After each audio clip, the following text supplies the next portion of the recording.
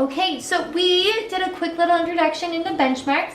We're gonna look at this one again. It says write, so decide if the fraction is closer to 0 or 1.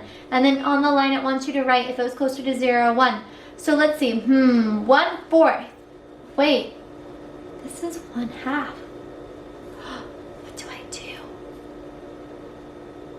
Oh, wait, I know 1/2. I can split this into 4 pieces. Now this would be 1/4. 1/2 is the same as 2/4, and this would be 3/4. Okay, now can I find these? Yes. Oh wait, but this one's 1/8. Could I split this up even further?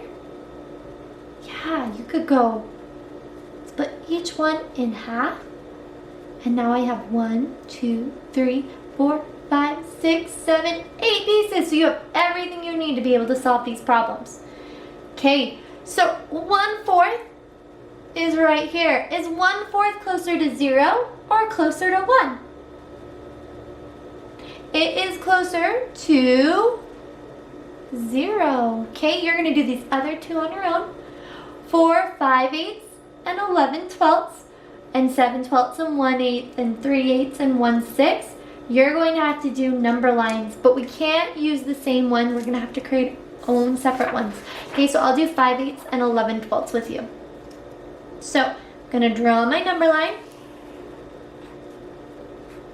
I'm going to draw the second one.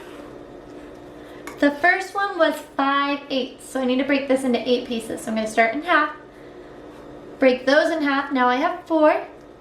Break each one of those in half, and now I have 8, and I can find 5/8. 1, 2, 3, 4, 5. 5/8 would be right here. Okay, now for this next one, I need to break it into 11/12. So I'm going to break it into thirds, and then I can break each of those thirds in half.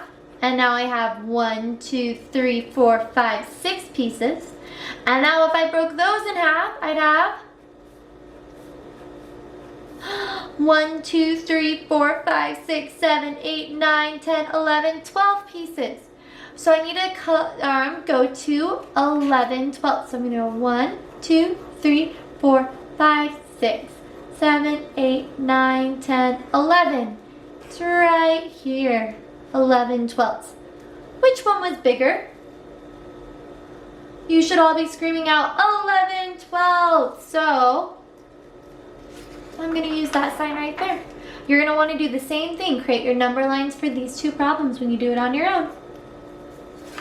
Okay, taking a look at the back. It wants you to decide if each amount, the amounts are up here, if each amount is closer to 1/2 cup, 1 1/2 cup, or 2 cups. So you're going to write that down. So I'm going to create a number line for this because that's going to be the easiest way. So I'm going to create my number line. And I know I need to maybe go up to 2 cups. And this is 0. That means I need to put a whole number of 1 right in the middle. And I see, wow. Okay, I'm going to use different colors for this number line. I think it will help for you to be able to see. So I'm going to split each of these holes in half. Whoa, that was a hard 2. So this is 1/2. This one's 1 1/2.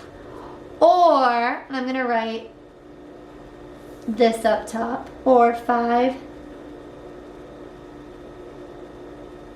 halves. Oh, that was a backwards 2. There we go, 5 halves. Okay. From here, I can also split it into fourths. This would be the same thing as a fourth. So this would be 1/4. This would be 3/4. This one would have been 2/4. This one would be 1 1/4. 1 2/4. Because remember, they're the same thing. They're equivalent. Then this one would be 1 3/4. And then I can even add 8ths in there. I'm going to use purple. This would be 1/8. This would have been the same as 2/8, 3/8, 4/8, 5/8. It's the same as 6/8, 7/8. Then I have my 8/8. Then I come here 1 and 1/8.